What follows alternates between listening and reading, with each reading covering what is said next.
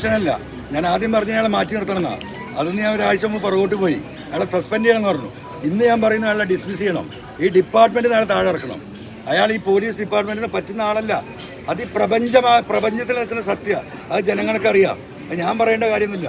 ഈ മൈക്ക് കാണിക്കുന്ന നിങ്ങൾക്കും അറിയാം, അവിടെ ക്യാമറ വെക്കുന്ന അവർക്കും അറിയാം, ഈ ചുറ്റും ജനങ്ങൾക്കും അറിയാം.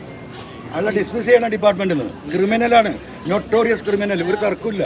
പറഞ്ഞതാ. ഇതൊക്കെ എല്ലാവർക്കും മനസ്സിലായിട്ടുണ്ട്. പൂരം കലക്കിയതുമായി ബന്ധപ്പെട്ട അന്വേഷണം നടത്തിയിരുന്നു. അത് ADGP അജിത് കുമാർ തന്നെയാണ് അന്വേഷണം നടത്തി റിപ്പോർട്ട് കൊടുത്തത്. അതിനെങ്ങനെയാണ് കാണുന്നത്? അതന്നെ ഹെഡ്മാസ്റ്ററെ കുറിച്ചുള്ള കാര്യം പ്യൂൺ അന്വേഷിച്ച് ഹെഡ്മാസ്റ്റർക്ക് റിപ്പോർട്ട് കൊടുക്കുക. ഞാൻ പറഞ്ഞല്ലോ മുമ്പ്, ഇതൊക്കെ പണ്ട് പറഞ്ഞ കാര്യം. ADGPക്കെതിരെയുള്ള അന്വേഷണത്തിന് കൂടിക്കാഴ്ച RSS നേതാക്കളുമായുള്ള കൂടിക്കാഴ്ചയുടെ വിഷയത്തിൽ ADGPക്കെതിരെ അന്വേഷണത്തിന് ഉത്തരവിട്ടിട്ടുണ്ട്.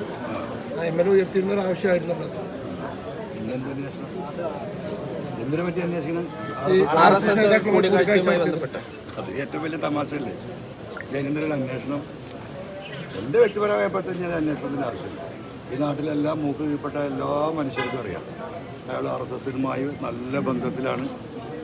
എന്താ പറയുക, എല്ലാ കാര്യങ്ങളും അദ്ദേഹമാണ് നടത്തി കൊടുക്കുന്നത്. ഒരു പ്രപഞ്ച സത്യം പോലെ കേരളത്തിൽ നിൽക്കല്ലേ അദ്ദേഹം സമ്മതിച്ചിട്ടുണ്ട്. അല്ല, പിന്നെന്തിനാ അന്വേഷണം? വളരെ വൈകിയില്ലേ അന്വേഷണം? അല്ല, എന്തിനാ അന്വേഷിക്കുന്നത്? ഇതൊരു സത്യമല്ലേ, ഈ സൂര്യൻ ഉദിക്കുന്ന പോലെ നിൽക്കല്ലേ.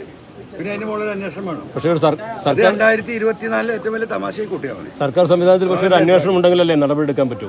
അല്ല, അതൊക്കെ അതിന്റെ വഴിക്ക് നടക്കട്ടെ. ഞാൻ എൻ്റെ അഭിപ്രായം പറഞ്ഞതാ.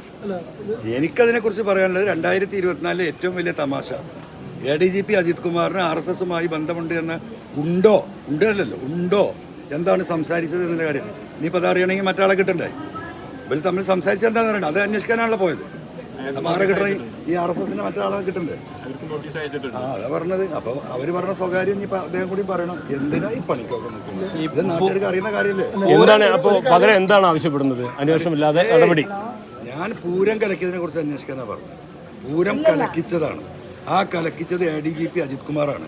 അതിന് നേതൃത്വം കൊടുത്ത അദ്ദേഹമാണെങ്കിൽ തർക്കമില്ലല്ലോ. ആവർത്തിച്ച് പറഞ്ഞ കാര്യമല്ലേ. നടപടിയല്ലേ അങ്ങനെയാണെങ്കിൽ വേണ്ടത്? അല്ല, അതൊക്കെ സർക്കാർ തീരുമാനിക്കട്ടെ. ഞാനൊരു സാധാ പാവപ്പെട്ട എന്താ പറയാ MLA. ഞാൻ നടപടി വേണമെന്നൊക്കെ കൂടി പുറത്തു വന്നിരുന്നു. സുരേഷ് ഗോപി അന്ന് ഈ വരാഹി അനലറ്റിക്സ് ആയിട്ടുള്ള BJPയുടെ തെരഞ്ഞെടുപ്പ് തന്ത്രം കൈകാര്യം ചെയ്യുന്ന വരാഹി അനന്തന്റെയും അതിൽ പങ്കൊക്കെ വന്നിട്ടുള്ള ദൃശ്യങ്ങളൊക്കെ പുറത്തു വന്നിട്ടുണ്ട്. എനിക്ക് ഈ കാര്യത്തിൽ പണ്ടേ ഒരു സംശയമില്ല. ഇതൊക്കെ ആ ഒരു പൂരത്തിന് വേണ്ടി മാത്രം വന്നിട്ട് ആൾക്കാരെ കണ്ടതെന്നല്ല. നിങ്ങളിപ്പോൾ ആകെ 2 പ്രാവശ്യം കണ്ടതിനെ കുറിച്ചാണ് നിങ്ങൾ പറയുന്നത്.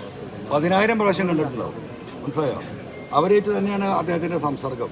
അവരുടെ അജണ്ട തന്നെ അവിടെ നടക്കും. ഇതൊരു പ്രപഞ്ച സത്യമല്ലേ. പിന്നെ ചോദിച്ചുകൊണ്ടിരിക്കണോ? ലിമിറ്റ്. മുഖ്യമന്ത്രി ഉൾപ്പെടെയുള്ള ആളുകൾക്ക് എന്തുകൊണ്ടാണ് ഇത് ബോധ്യപ്പെടാത്തത്? അതിപ്പോൾ അറിയാത്ത ചില സംഗതികൾ അങ്ങനെയാണല്ലോ. അതിപ്പോൾ ബോധ്യപ്പെടണമെങ്കിൽ ചില ആളുകൾക്ക് കുറച്ച് സമയം എടുക്കുമായിരിക്കും. ഇന്നലെ EP പറഞ്ഞില്ലേ, എന്തോ ഉറങ്ങാത്ത കാര്യമൊക്കെ പറഞ്ഞില്ലേ. അങ്ങനെയൊക്കെ നമുക്കിതിനെ കുറിച്ചൊന്നും പറയാൻ പറ്റില്ല. ഉറക്കം നടിക്കുന്നവരെ ഉണർത്താനാവില്ല. EP എന്തോ പറഞ്ഞു, ഞാൻ പറഞ്ഞു. എന്താ പറഞ്ഞത് നിങ്ങൾ പറഞ്ഞു?